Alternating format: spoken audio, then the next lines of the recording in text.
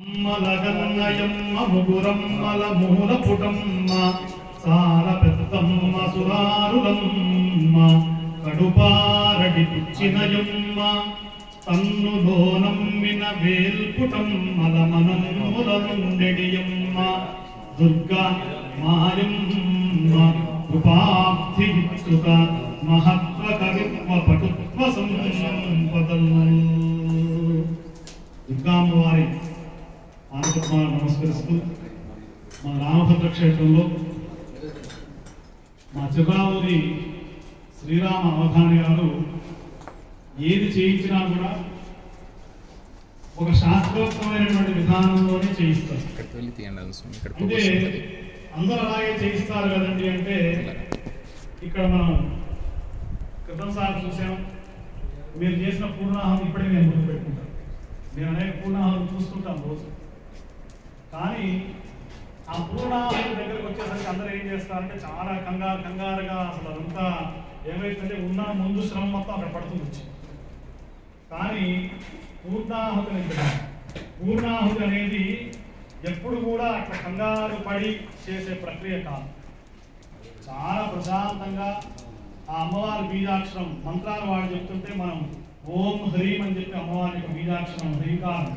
ఎందుకంటే హ్రీంకారాసన గర్భితానద శిఖాం అంటారు అమ్మవారు. ఇప్పుడు చెప్పినటువంటి పోతర గారి పద్యంలో కూడా ఆ అమ్మలగన్న అమ్మ ఆ మొత్తం అర్థం నేను చెప్పను. చివరికి ఏం చెప్తాడంటే మహత్వ కవిత్వ పటుత్వ సంపదలు. మహత్వం అంటేనేమో ఓంకారము, కవిత్వం అంటేనేమో ఐంకారము, పటుత్వం అంటేనేమో హ్రీంకారం. ఓం ఐం హ్రీం శ్రీం శ్రీమాత్రే నమః అన్న భావాన్ని పోతన మహాకవి మనకంతా ఇప్పుడు ఈ మధ్యలో ఇంత గొప్ప అర్థం ఉందని ఎవరు అనుకోరు. ఇన్ని బీజాక్షరాలు ఉన్నాయా. కానీ మహత్వం ఓమితి బ్రహ్మ ఓమితి ఏదగుం సర్వం ఉపనిషత్తు చెప్తుంది. ఆ మహత్వం ఏదైతే ఉందో అది ఓంకారం అండి. కవిత్వం చెప్పాలంటే సరస్వతి అమ్మవారి అనుగ్రహం ఉండాలి. చతుర్ముఖ ముఖాంభోజ కలహంస వధూర్మమ మానసే రమదా నిత్యం సర్వశుక్ల సరస్వతి. సరస్వతి అమ్మవారు నాట్యం చేయకపోతే కవిత్వం చెప్పలేదు. కాబట్టి ఆ సరస్వతి బీజాక్షరం ఐంకారం. మహత్వ కవిత్వ పటుత్వ. హ్రీంకారం ఏమిటండి అంటే ఇక్కడ విశుద్ధి చక్రం అని చెప్పి ఉంటుంది మనకు.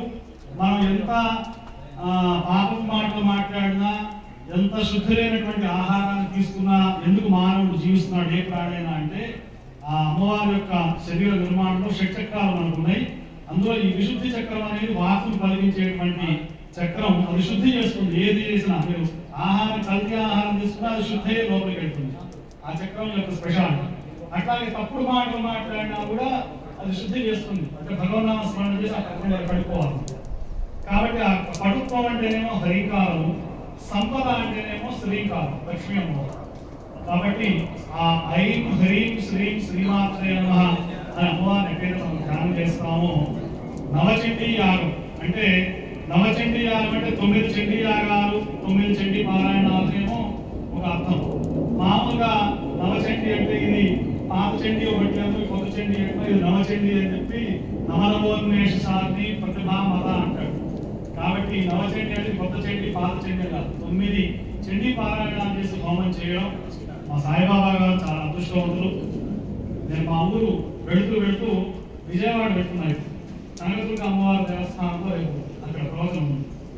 ఆ వెళుతూ మా సంతోషం చెప్పాడు ఇక్కడ చండీ చేస్తున్నాం, చిరావురి వారు వస్తున్నారు, మా సాయిబాబా సైడ్ ప్రోగ్రాం. మా సాయిబాబా సైడ్ అంటే మా ఫ్యామిలీ ఉన్నారు, మా కుటుంబ సభ్యులు.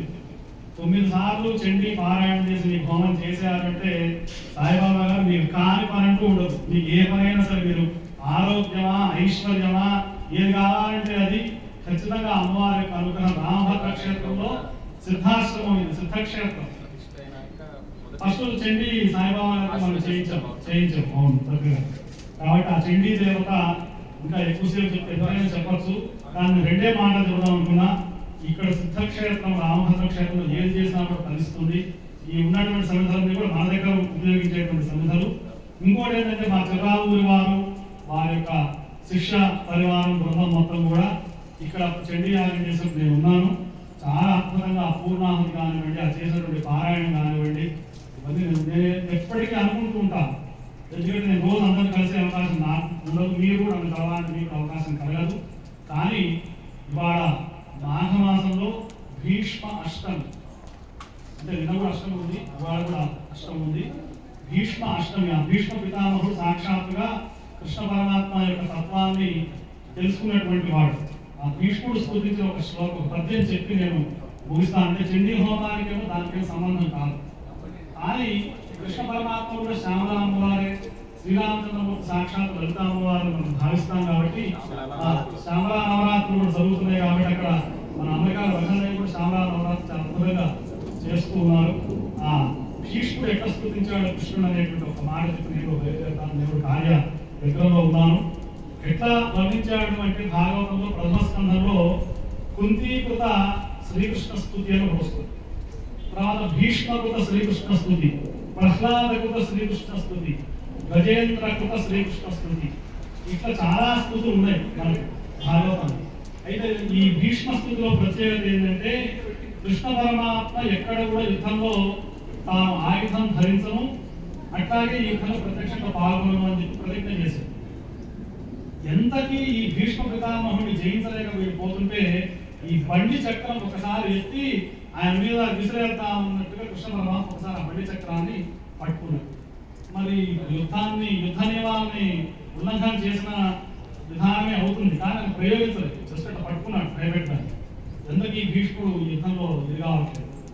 అప్పుడు భీష్ముడు కృష్ణ పరమాత్మ యొక్క ఉన్న పట్టు కిందకి జారిపడితే కుప్పించి ఎగసిన కుండలముల కాంతి గగన భాగం వెళ్ళ కప్పికొనగా, కృష్ణ పరమాత్మ యొక్క మకర కుండలాలు ఉన్నటువంటి కాంతి ఒకసారి మొత్తం ఇట్లా ప్రసరించింది. ఎంత అద్భుతంగా ఉందండి ఆ కాంతి అంటే ఈ కాంతే కనబడుతుంది, ఆకాశం కనబడుతుంది. కుప్పించి ఎగసిన కుండలముల కాంతి గగన భాగం వెళ్ళ కప్పికొనగా, ఉరికినోర్వక ఉదరంబులోనున్న జగముల ప్రేటున జగతి కదలా. కృష్ణ పరమాత్మ యొక్క కుక్షిలో 14 లోకాలు ఉన్నాయి. కుక్షిస్థాఖిల భువనాయ నమః అంటారు. ఆ ఉన్నటువంటి ఆయన ఒకసారి ఎగిరి పెడితే ఆ పొట్టులో ఉన్నటువంటి 14 లోకాలు ఒక్కసారి ఎగిరి పడతాయి. కుప్పించి ఎగసిన కుండలముల కాంతి గగన భాగం వెళ్ళగప్పి కొనగా, ఉరికినోర్వక ఉదరంబులోనున్న జగముద ప్రేటున జగతి కదలా. చక్రంబు చేపట్టి తనుదెన్సురయమున పహినున్న పచ్చని పటముదార. పట్టుబట్టలేకుంటాడు కృష్ణ పరమాత్మ. ఉన్నటువంటి ఒకసారి ఆ చేయడం ఆ పట్టుబట్ట ఒకసారి దారి చక్రం పట్టుకున్నాడు. పహినున్న పచ్చని పటముదార నమ్మితి నారామునకు వాటు సేయకు మన్నింపు మని క్రీడి మరల దిగువా. క్రీడి అంటే అర్జున్ ఏం చేశాడంటే, అయ్యా స్వామి నువ్వు చక్రం పట్టనన్నావు, యుద్ధం చేయనున్నావు, నువ్వేమి చేయనున్నావు, మరి అటువంటి ఇప్పుడు ఈ యుద్ధ నియమాలన్నీ నువ్వు భంగపరిస్తే చివరికి అపకీర్తి నాకు వస్తుంది, కాబట్టి నువ్వు శాంతించు అని చెప్పి కృష్ణ పరమాత్మ పాదాలు పట్టుకుంటున్నాడు. ఈయన మాత్రం ఉత్తరయించాలని ఆ చక్రం పట్టుకున్నాడు. మళ్ళీ ఇప్పుడు చెప్తే మొదటి చెప్పగలుగుతాను. పహినున్న పచ్చని పటముదార నమ్మితి నారామునకు బాటు సేయకు మన్నింపు మని క్రీడి మరల దిగువా. కరికి లంఘించు సింహంబు కరణి మెరసి నేడు భీష్ముని చంపుదు నిన్నుగాదు విడుగు భర్జున అనుసు భద్రిశిఖ వృష్టి తెరలి చనుదెంచు దేవుండు దిక్కురాము. అట్లా ఒక అద్భుతమైనటువంటి ప్రకాశంతో వచ్చేటువంటి కృష్ణ పరమాత్మ యొక్క పాదపద్మాలే నాకు శరణు అని భీష్మ పితామహుడు చెప్పినట్టు ఎక్కువసేపు నేను చెప్పదలుచుకుని ఆ పద్యం మాత్రం వాళ్ళ చక్కని చదవాలి. భీష్మాష్టమి భీష్మ ఏకాదశి కాబట్టి అటువంటి ఆ కృష్ణ పరమాత్మ అనుగ్రహంతో పాటు మన రామభద్ర స్వామి అనుగ్రహం మా సాయిబాబా గారి దంపతులకి వాళ్ళ కుటుంబానికి అందరికీ ఉండాలని చెప్పి ప్రార్థిస్తూ స్వస్తి. జై శ్రీరామ్.